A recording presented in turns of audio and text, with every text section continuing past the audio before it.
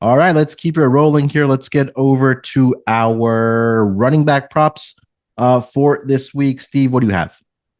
Yeah, I talked about this yesterday on a pod, and Jonathan Taylor over rushing yards. And it's interesting kind of to see what has happened since I gave it out. I give it out at over 85 and a half, and some spots it's up to 89. At other spots, it's down to 81 and a half. So obviously, we're going to shop around here and hit the over 81 and a half rushing yards. Jonathan Taylor has hit at least 88 yards in 3 of 4 games with Richardson.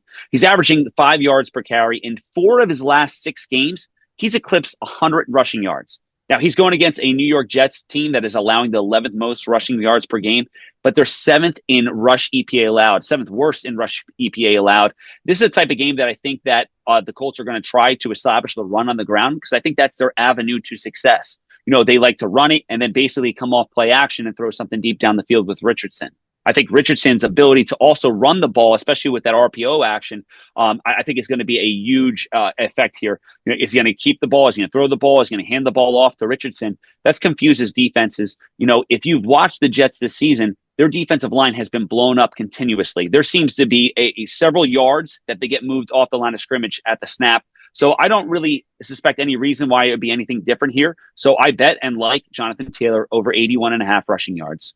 Yeah, he's been really good over the last, I guess we could say for the last 5 games. I know he struggled a little bit against Minnesota, but again, who's not struggling against that rush defense like we talked about? But I mean, last week you mentioned against the Bills, 114 rushing yards on 21 attempts. The key part of it for him is as well is that he's getting the rush attempts, right? Over the last 5 games, he's had at least 20 or more rush attempts, and I think that's just equating them or him to get over his passing yards number. Rushing yards number.